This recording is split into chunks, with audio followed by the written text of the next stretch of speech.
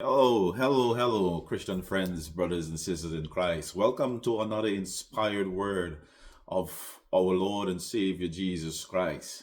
Today, I want to speak to us against the understanding of hearing the whispers in the noise. There seems to be a lot of noise in our world today, in our lives today.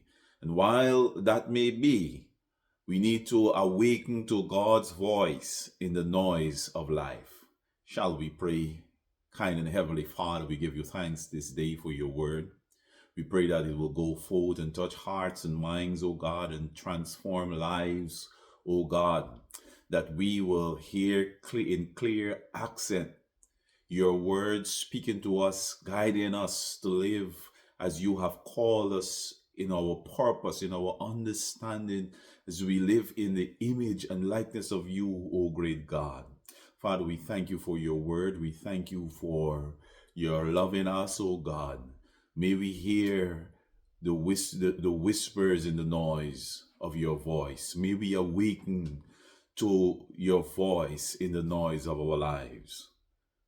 Today, against the backdrop of hearing the whispers in the noise, awakening to God's voice in the noise of life. The season of Epiphany invites us to a profound exploration of our relationship with God. God in man made manifest. God revealed himself to humankind. And from that revelation, we explore our relationship with him. And the word was made flesh and dwelt among us. You see, we yearn to know him and experience his presence and guidance in the very fabric of our daily life. Yet, there's a quote that rings true. It is strange how many there are who look forward to being with him in another world, but never think of living fellowship with him here. We sing that beautiful song, when we all get to heaven, what a day of rejoicing that will be. And we look forward to living with God in that world that we call heaven.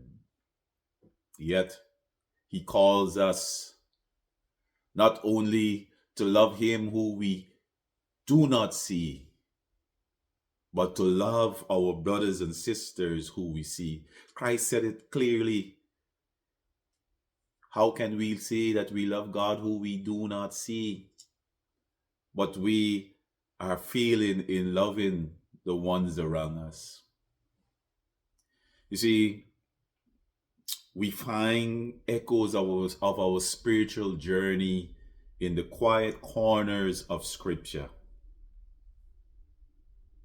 1 Samuel chapter 3 and verse 3 paints a vivid picture. And it says, "And before the lamp of God went out in the tabernacle of the Lord where the ark of God was. And while Samuel was lying down, the Lord called Samuel." This moment, tucked within the familiar story, offers a powerful lesson for our generation. A generation that is often bombarded by the relentless noise of the world. We live in an era defined by constant distraction. Our very lifestyle can be so saturated with noise that we struggle to hear the still, small voice within. The voice that whispers of a deeper connection and purpose. Brothers and sisters, this is where the story of Samuel resonates so profoundly. Samuel was diligently serving in the temple, a place of sacred significance. Yet, even in this holy space, he initially mistook God's voice for that of his mentor Eli. Think about that for a moment. Samuel was in the right place, diligently fulfilling his duty. And yet, he didn't immediately recognize the voice of the Lord. Now Samuel did not yet know the Lord, nor was the word of the Lord yet revealed to him. According to 1 Samuel chapter 3 verse 7, he was present and he was obedient to his earthly authority, but his heart wasn't fully attuned to the divine. Christian friends, isn't this often our reality?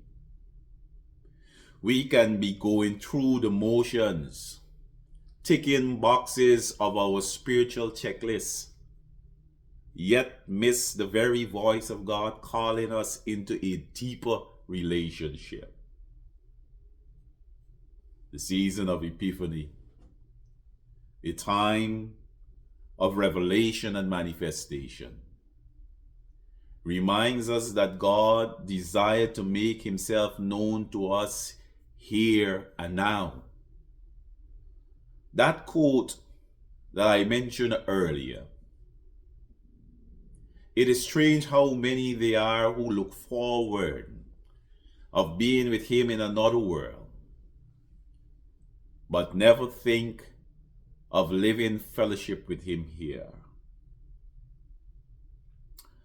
God's voice doesn't only speak in grand pronouncements. It can be a gentle nudging, a stirring in your soul, even a seemingly ordinary conversation. Just as God's voice called to Philip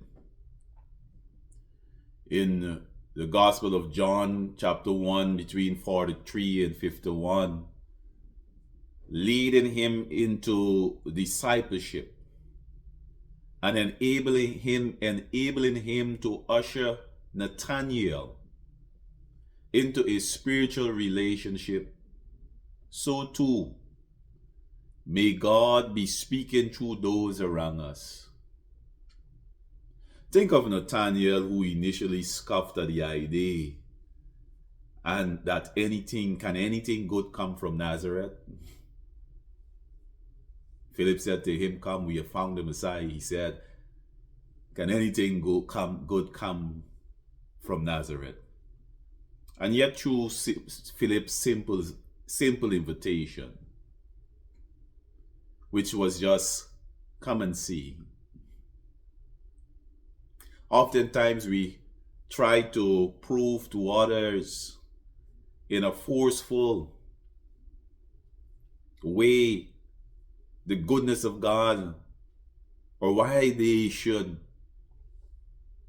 follow the understanding that we live of serving a living God through his Son Jesus Christ.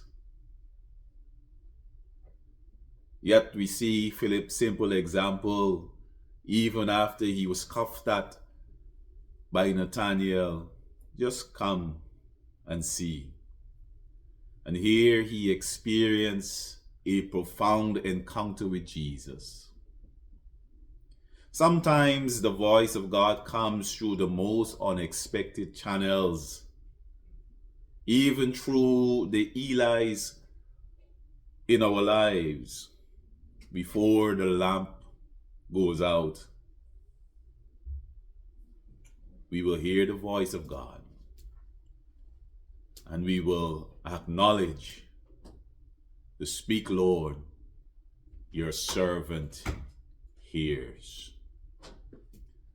The voice of God is never for his better, but for ours. He calls us not to burden us, but to liberate us into a life of purpose and fulfillment. He invites us into a deeper fellowship with Him. He wants us to know the freedom and joy of aligning our lives with His will. And as Paul reminds us in 1 Corinthians 6:12-20, all things are lawful for me, but not all things are beneficial.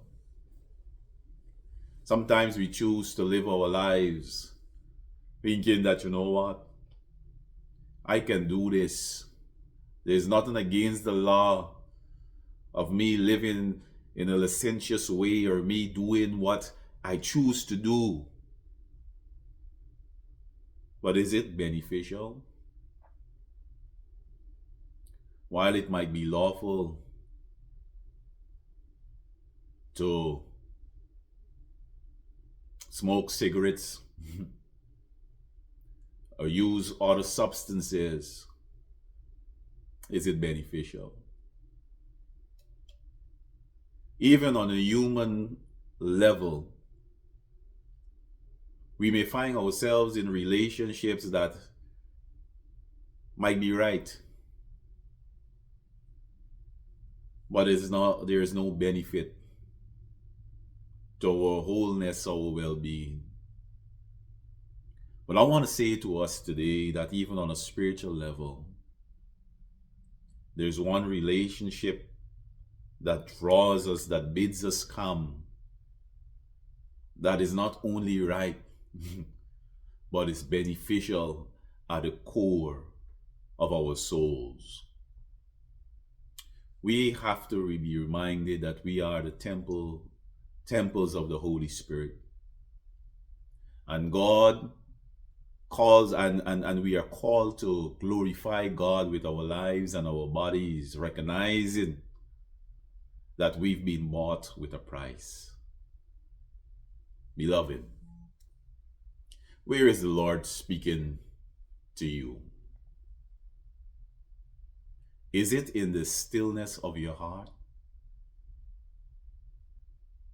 During your time of devotion? Is it in the words of a friend? Or even in a place you never expected?